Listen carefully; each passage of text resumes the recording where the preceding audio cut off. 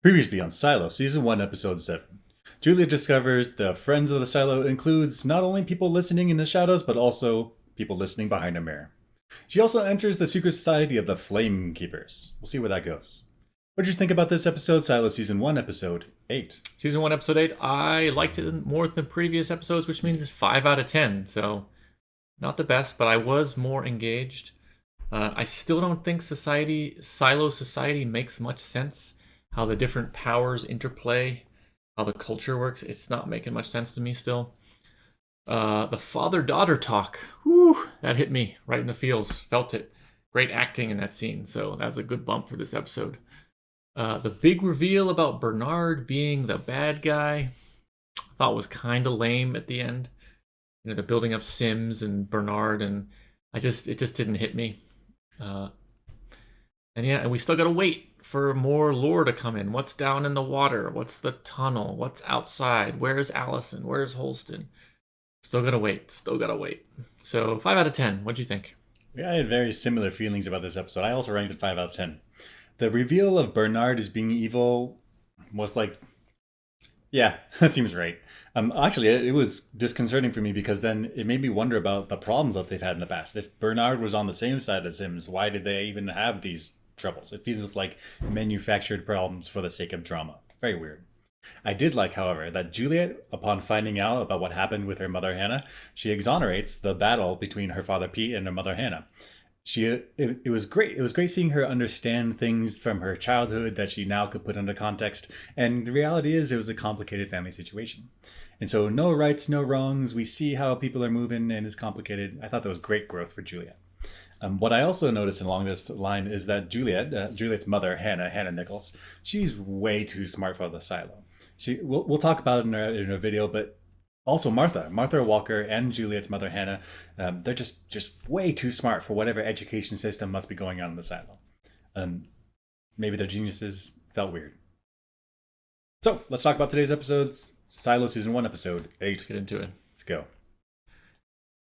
So this is a flashback to the time of Hannah, which is Juliet's mom, and Juliet as a maybe 10 to 12-year-old, early teens, not sure, walking through the cornfields. This is the big one big scene we get on looking at farming and farmers. Right.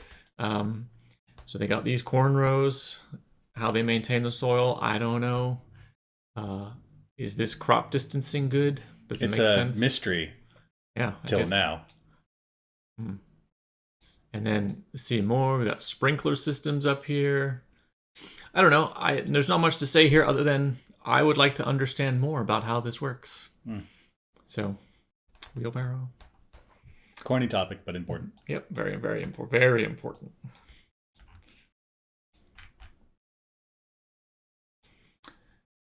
This is the microscope that Hannah Nichols, Juliet's mother, made by herself. Amazing.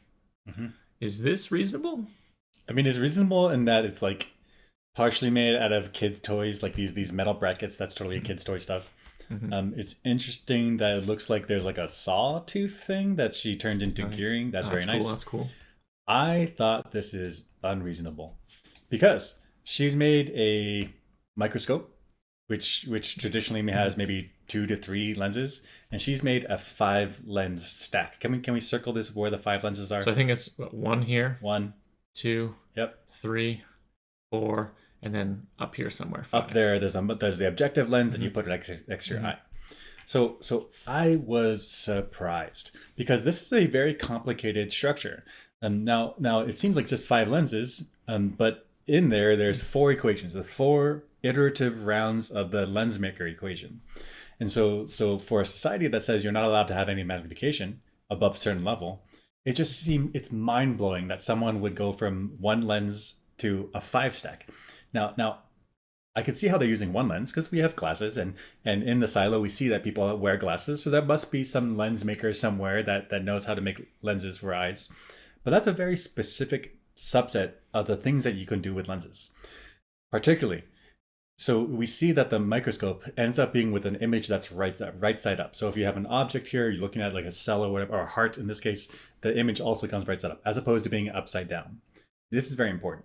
This is very important because this is a real object, a real image, whereas this is a virtual image. Real image is very easy to understand. You just have a microphone. You used to get a magnifying glass. You look into ants. You see the thing. You see them upside down. But a virtual image, that means you had to have negative distance or negative magnification. It's not so obvious to the human brain. So the fact that she did this this stack of 5 lenses, it doesn't seem reasonable for someone in the silo to have this type of knowledge. I think this means that Hannah Nichols is collaborating with a lens maker, who probably the person who makes glasses, or one of the people that makes glasses in the silo. And maybe one of the lens makers, is a member of the Flamekeepers and has kept a book around that tells people how to make compound lenses. So she's not doing this completely by herself. She's using books, essentially, or at least one book that has knowledge about magnification to design this in a way that makes sense. Right. And if it's a lens maker that has the book as well, then they can assist in making some of these lenses to meet the specifications she needs. I think that's most reasonable because we actually looked up some of the original lens makers, microscope makers in history, like von Leeuwenhoek. And he actually used, he ground his own lenses, and he used simple microscopes with only one lens. Simple microscope using one lens is really like, you could say it's like a magnifying glass, but inside a tube. It makes things look bigger, but it's also something, actually very easily done. And so if that was done in 1670 something, 1600s, it was, if I remember, it was like a 30-year, 40-year turnaround before somebody made a compound microscope, a microscope that used 2 or more lenses. So that's a 30-year gap of like the cutting edge science, like we understand it now, but back in the day it was like it was exploring unexplored space. It was something that you're shooting in the dark. Actually, it seems like it was the other way around. They did 2 lenses first, and then 20 or 30 years later, von Leeuwenhoek was able to make more quality lenses, but he used single ones only. Yeah, interesting. So essentially, because quality was higher or something with the single lens, in order to get better, they went to single lens first. And then there was more iterations after that. So the course of lens history and microscope history is not this clean path. Sure. So it seems unrealistic for Hannah to jump right to this complex thing. Especially in a society that is actively against this. Like they have in their pact that you're not allowed to make a magnification over a certain power. So I would suspect that they have some rules about access to these restricted devices. Yep. So it just Hannah Nichols is way too smart for the world that she lives in. And the Flamekeepers must have had books and a lens maker on the team. True. Lots going on. Hannah Nichols is super smart. Right. Super smart. Right. Because like, when do you ever walk around seeing somebody wearing multiple layers of lenses? Like just the idea of like, I can layer up different lenses to get things big. Impressive. And on a 5 stack, like there's so many lenses engaged here. Yeah. And we're talking about this right now. And we're like, what about this? What about that? And Hannah Nichols figured it out. No problem. I mean, we have both individually taught classes about optics. Yeah. Whew. And we both have worked in labs. And anytime I've wanted to hook up something in lab, the connector has never been on hand. That's right. Oh, where is it? Oh, I got to go to Amazon. I got to go pick it up. Oh, I got to go to the storeroom. Oh, where's the connector? Oh, that's the wrong one. There's like 4 different types of USB 2s. Yeah. Even in home office, I never find the right connector. It's never on hand. Oh, I need an extender. Oh, I need this. Oh, it's male, female. I believe male, female would be this. That's right. I mean... That's female, female. Male, male. Here's male, male. Here's male, male. Female, female. Female, female. Okay. Yeah. Either way, it's never easy to find the right connector. Watch Juliet just plug her right in. What a beast.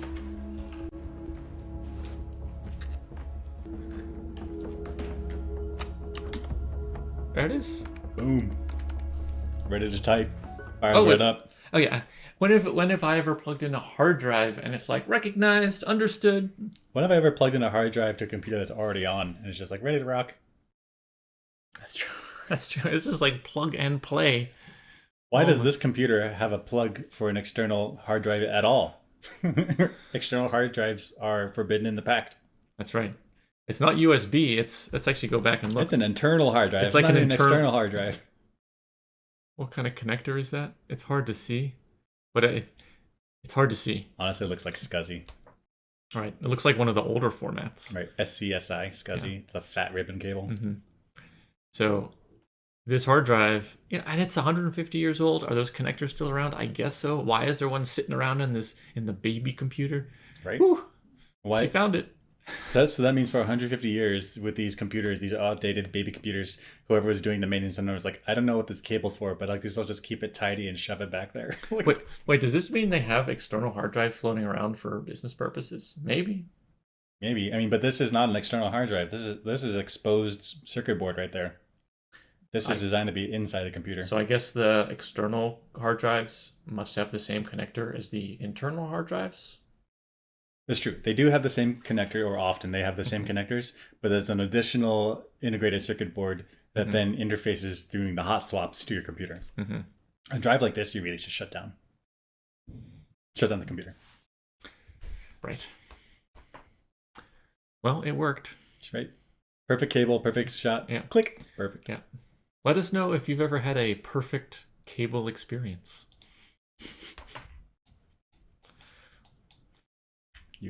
I'll give it to you.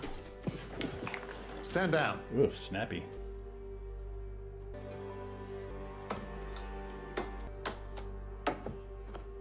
What is all this?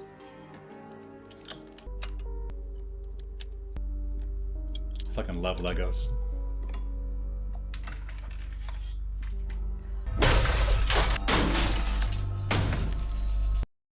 Okay, so what I wanted to point out here was the judicial raiders are like looking around. Where's the illegal item? Where is it? Where is it? I can't find it. And then Hannah Nichols assembles it for them in front of them. And then he's like, destroy.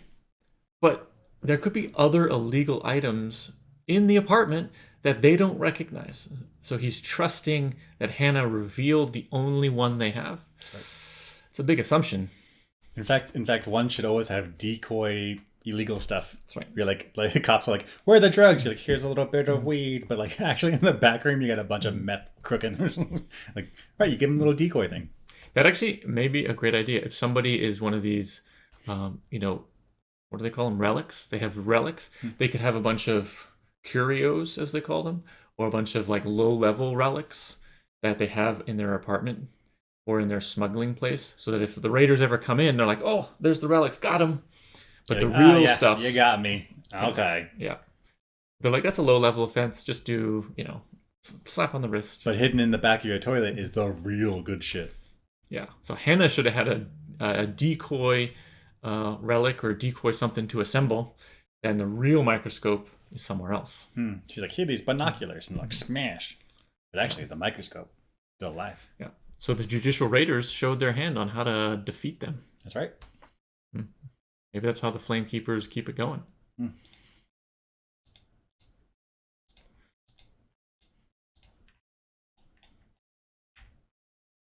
Ugh. Judicial barging into the sheriff's office again, causing all kinds of political ramifications. Let's watch. Hey! What the fuck are you doing? You need to wait here fuck? until we finish. No. This is our office. Law enforcement premises cannot be searched without extreme probable cause. I think we're coming to the conclusion that Sims is losing it. Like, he is causing problems and ripples throughout Silo society to save the Silo. And what is he doing here? I mean, this is twice that he's really disrespected the sheriff's department. What the heck? I mean, if he had started a system of aperiodic relic checks, then this would be like, oh, it's a normal inspection. But instead, he's coming in here hot and heavy-handed, and just saying, like, busting the door and search him. Like, you're going to get the other sheriffs that don't know what's going on asking, like, what is going on? Like, why are they randomly searching us? What's going on? Something's fishy. So even if Juliet disappears, the other sheriffs will be like, something didn't feel good about that. Like, we get randomly busted in, and people are kicking us out of our office. Like, it's too heavy-handed. Sims has lost control of the mission that he's on. Also, it's not creating this teamwork. Sheriff's Department and Judicial are kind of similar, purpose for being. So if they work as a team, that could be very effective. Now he's creating animosity. Sims is losing it. He's losing it. He's doing like a secret mission out in the open. That's right, yeah. Out in the open. Crazy. I'm worried. I'm worried about young Juliet. And also Hannah, our mother. There seems to be a non-caring for animals. Let's watch. It's disgusting.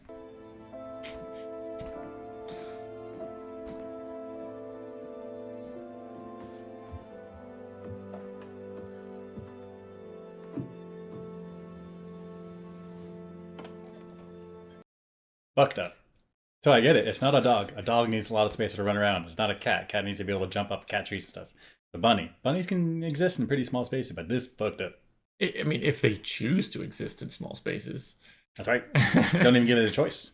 Like leave that bottom like chair open. Let him run in and out. He feels scared and wants to run in. Go ahead. Wants to feeling good. Come out, get some carrots. Not a problem. But this is messed up.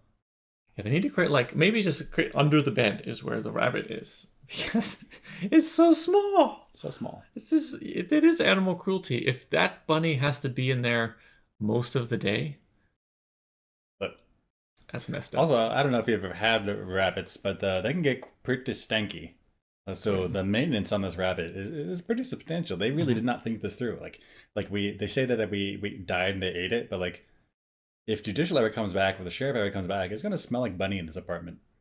That's right, the smell. So they've clearly not thought about how someone might detect that they have a bunny.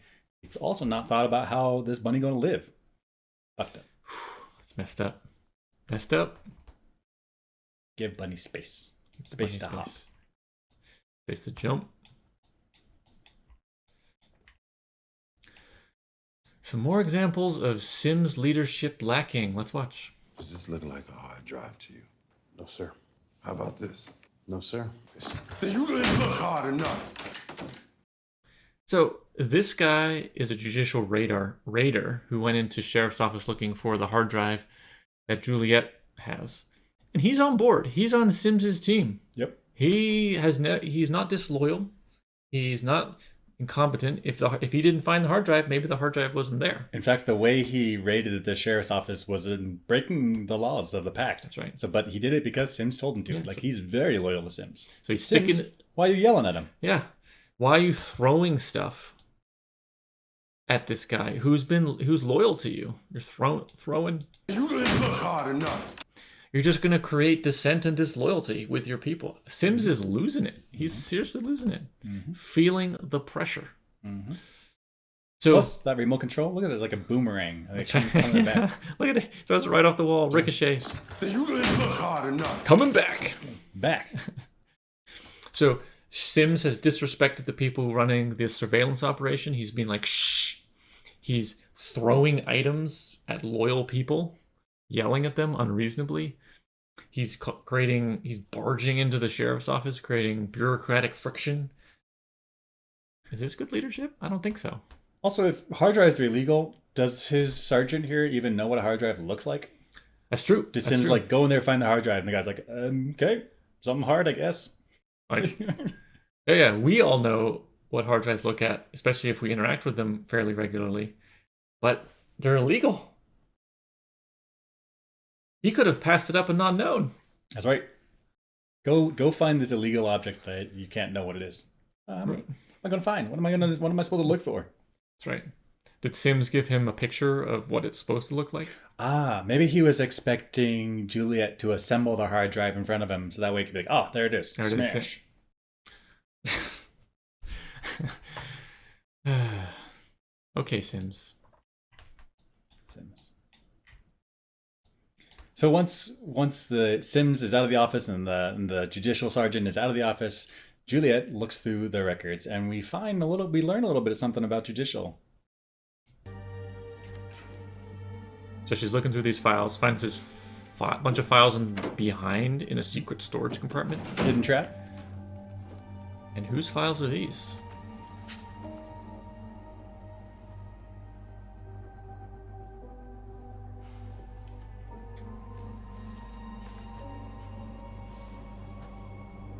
3, and 4. Mama. Okay, so there are 4 files. 4 files. Let's take a look. Who are the 4 files? Starting from the beginning. This is Campbell, comma, Shirley. Campbell, comma, Shirley. Walker, comma, Martha. Hannah Nichols. And peeping out right from the corner there, Right. the folder behind it is Pete Nichols. Pete Nichols. So these are the people. There's Shirley Campbell. And if we remember, she is down in mechanical, helping out with maintenance and different things. Also quite bright young lady. Pete Nichols, Juliet's father, a doctor, fertility doctor. Martha Walker, she's the person who runs that workshop down in mechanical. Kind of like the closeted, hermited, but brilliant engineer. Yep. And then Hannah Nichols, Juliet's mother, who has caused problems with the microscope and curiosity and all kinds of things. So these are the 4 people. So it looks to me that Judicial has a like strong women's problem. Like, what the hell? Fucking get off their backs. They're smart. Also, I thought about it in terms of like when people want to disappear, they want to like go off radar. They're like, oh, I'm just going to cut off my cell phone. I'm going to stop paying bills. But like, you still interact with people around you. Like, you need to get food somehow, right? And so what I guess the FBI, CIA, I don't know. One of these government places, they'll like map out connections, and then where there's a hole missing, that there's a person there. And so yeah, they've got Juliet surrounded. These are all people that are tightly connected with Juliet. Now, that made me think, where's Juliet's file? It's not there with them. So maybe these people have been observed for quite some time, which means Juliet should have been observed for quite some time. So if they're both being observed for quite some time, how did Juliet rise to power at all? It feels like Sims is like running the janitors from behind the scenes, and he's keeping tabs on all these people. Well, then keep tabs on people. Like, be aware that they could rise to power. Be aware of what's going on. It's a weird mix of Sims not doing his job. That's right. He may not have justification to lock Juliet up, but given all of the connections socially that she has with troublemakers, Right. it feels like she should at least have a file and some kind of monitoring. That's right. So when she rose up to be head of very powerful and mechanical, and then rose up to be sheriff, this should be setting off all kinds of alarm bells within Judicial and the janitor's closet. That's right. How did they lose control of silo personnel like this? Wild. Another sign that Sims is a problem. Doesn't know what he's doing. Doesn't really know what he's doing, yeah.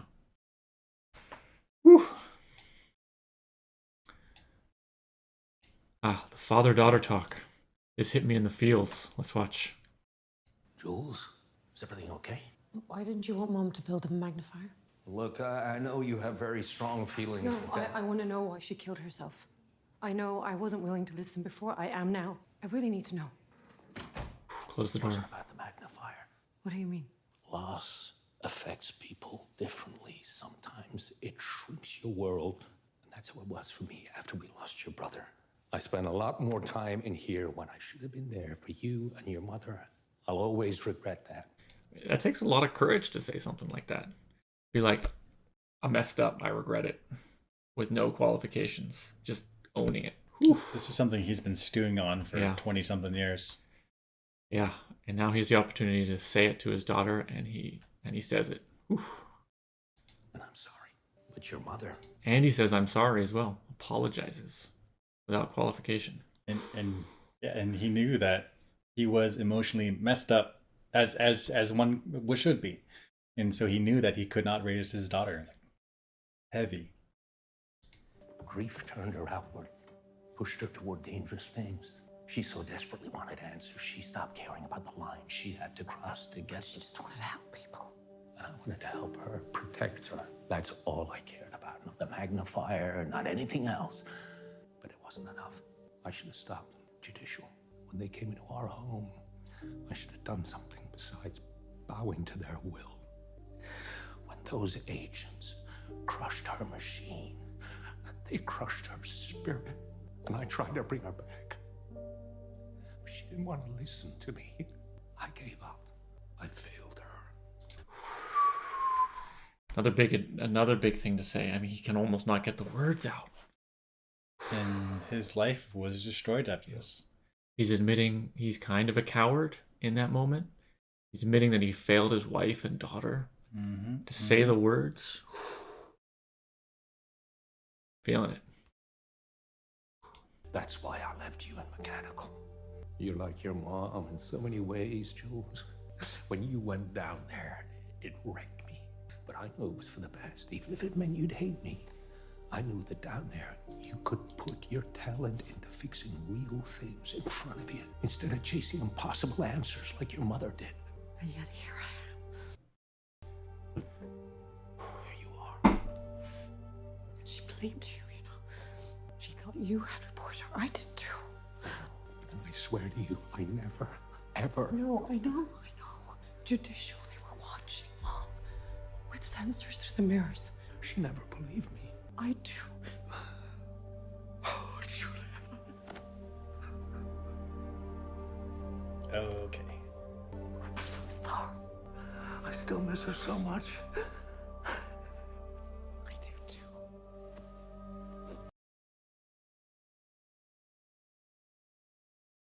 Julie got the evidence she needed. Now, her father and her can reconnect after 20 years. Emotions. Heavy.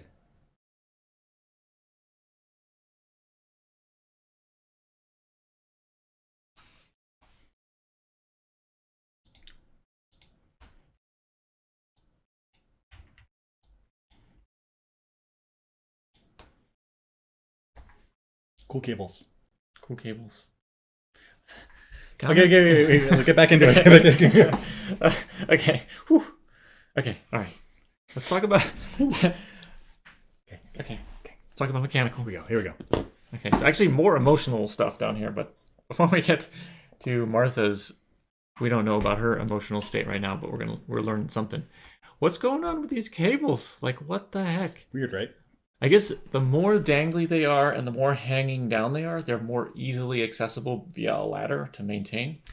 And if you need to do any kind of replacement, it could be easy. It's also a risk if anyone ever brings anything in there that's tall, just rip out a cable. There's a snag risk, yeah. Yeah. So I don't, and then all of these cables look kind of the same, so it's going to be hard to distinguish one from the other. It gets the feeling of a lot of improvised fixes. Somebody needs to come in, I think, and need to clean this up. Maybe they need to start doing some winding so you have the slack, but without the snag risk. If somebody brings in a ladder, whoops, I ruined the whole silo. Need to do some cable management. Yeah. I think this is actually super important, because if people are bringing equipment through, ooh, even this down here, look how low that is. Right. So if cables are not secured, then eventually over time they sag and stretch, and then now you could call into question the integrity of the sheathing, the insulation, or maybe even the copper inside. And even a place like up here, the connector may be coming in horizontally, in which case you're torquing all the connectors, all the connections within the connector, which you may want to add some support here so the bend is put on the wire. Stress relief. Yeah. Exactly. So there's this, maybe it's low priority, but this could be an indicator that, you know, stuff is really starting to degrade in the silo. On another note, Martha is struggling to get past the door. We can see her shoes here, and she's just stuck. Frozen, like panic attack frozen. I think that's exactly what's happening.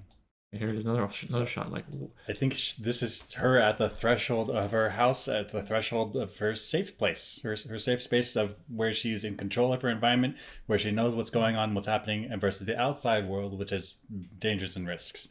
Now, for everyday people, I think like going outside of the store is no big deal. But I suspect that she's developed some type of fear, some type of phobia. I had a buddy back in the day who, like, walking around our college campus, he would have panic attacks. He would have panic attacks because he was in a big open space. Now, he wasn't always like this. Prior to college, he was in the military, and over in Afghanistan, he developed a fear of wide open spaces because you don't know what's out there in wide open spaces. Somebody could be pointing a gun at you. So in that respect, like, Like he had developed agoraphobia of large open spaces. I suspect that something dramatic happened with Martha out in the rest of the silo, and so she's developed a fear of being outside in the silo, some type of phobia, which keeps her trapped inside her apartment. Yeah, we may learn what this is in future episodes, but man, it has had an impact on her. Heavy stuff. Oh, and in previous episodes, we had talked about raiders stomping around, the janitor's closet being out in the open, and Sims walking around with his leather jacket yelling at people. And we're like, there's citizens around the silo. Aren't they going to notice? Aren't rumors going to start to swirl? And I think this is confirmed. Confirmed. People are saying she's laying the groundwork for another rebellion. Everyone's on edge. Everything that's been happening, all these deaths in a week, it's not normal. So people are noticing the deaths. People are talking about Juliet and her running around causing problems. The rumor mill is in full force. People are talking. So you can't, as the janitor's closet or judicial, working in the shadows is extremely difficult. It's confirmed. They need to work in the shadows. Not this kind of like we say we're in the shadows, but we do stuff in plain sight where people can observe and be upset about it.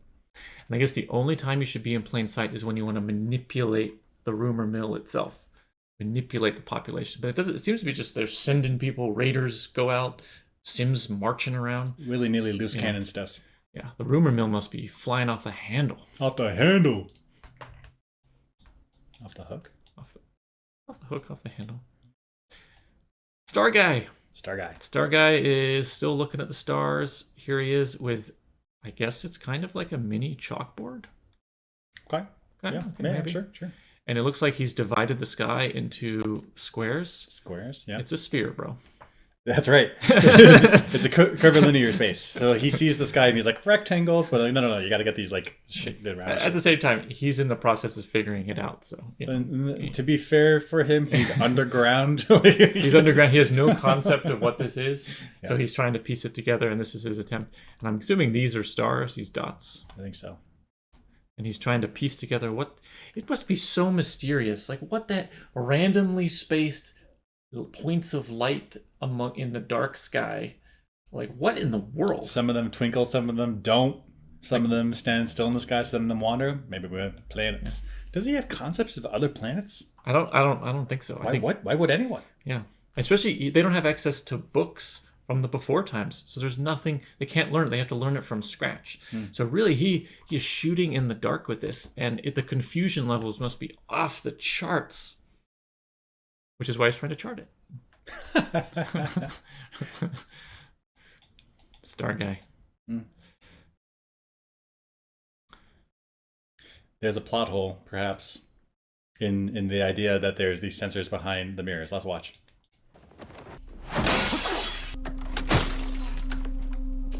This? A sensor. So first thing, I've had mirrors in houses before, and occasionally people break mirrors. So this is the mirror, and you know maybe you trip, maybe a kid throws a ball across the room, something, stuff happens in life, and the mirror may break. We cannot assume in 150 years that nobody has broken a mirror and been like, wait a second, what's this again? What's this eyeball looking thing looking at behind my mirror, which nothing should be able to see through because it's a mirror. Now, they do say later that the cover story is that they're temperature sensors. But the rumor mill is going to start like, what the hell? Also, why do you need the temperature of what's behind my mirror? Yeah. You want I want the temperature sensor in the room. Why would the temperature sensor be secret? It's like, I could put a thermometer in my room. It's like, you know? Yeah. So I feel like somebody might accidentally break a mirror, and then the rumor mill starts. That's right. Nobody broke a mirror. Additionally, at the end here, we see there's a wire for power. There's a antenna for data. So that means that these cameras shooting around high def video, they're Wi-Fi data, which means that that Intel, as IT and Judicial, has these fucking badass Wi-Fi system in this. You live in a bunker. It's like a bunker full of rebar. There's all sorts of concrete like stuff in the way of your signal. Yet they're pumping out this high quality. They have better Wi-Fi than we do. What is going on in the silo? is like the future. That must be. It's the power required to make that a consistent signal, no matter where you are in the silo, without wiring it in. I think that's what. It's like almost all the power from coming up from the turbine goes to these cameras. And then you're pumping up so much power. If somebody had a radio tuned to the wrong frequency, you're gonna All the time. What the hell is that? Oh man, if somebody has a radio, they like walk towards the mirror and they're like, it's noisy here. Right. I wonder what frequency they use. But there's so much concrete. There's so much concrete. I've been in buildings where it's like one wall between me and the outside. Cell phone gone. That's right. Wi-Fi, nothing. So slow. I just did an experiment where there was radiation, literal like radiation getting blasted out of a chamber, and we just put a concrete wall behind us, so it's fine. Fine. So this is... It can't be point to point because you never know what the configuration of the concrete walls is going to be. It's not a directionalized antenna. Right. And it's not a directionalized antenna, for sure. Cool. Okay. All right. Incredible. Incredible. They got so much tech. I don't understand it. Yep. Yeah. They got tech that I would love to have today. All right. Let's listen to the mayor or the mayor pro tem talk to Juliet. We're about as alone as we can get in the asylum. Walk me through it. You think Sims is secretly running judicial? Yeah. Well, what does Sims want? I don't know. Whatever it is, he wants me gone. And after you, me, what are they looking for? What do you mean? Well, they searched your apartment. Now there's checkpoints everywhere. What do you have that's so threatening? I don't know what you're talking about. So right now, Sims is sitting back here. He's like squatting down. He's doing the sloppy squat. He's trying to get the info out. Let's listen in. Yeah. The clock is running, Julia. If you have the hard drive, then fuck me. I said hard drive. Spill the beans. Spill the beans.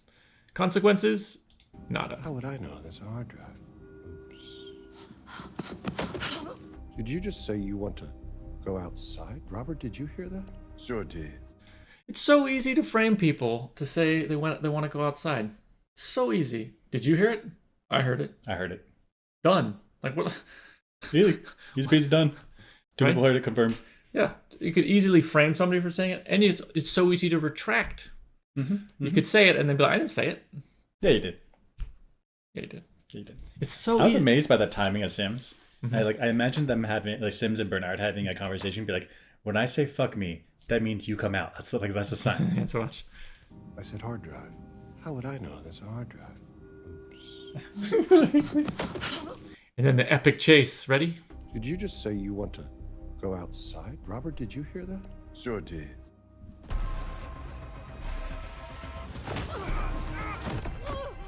Captured immediately. There were like 50 people in the cornfield because you don't know which direction she's going to run. So she chose a direction, ran, took off, perfect, exactly exactly what she should do.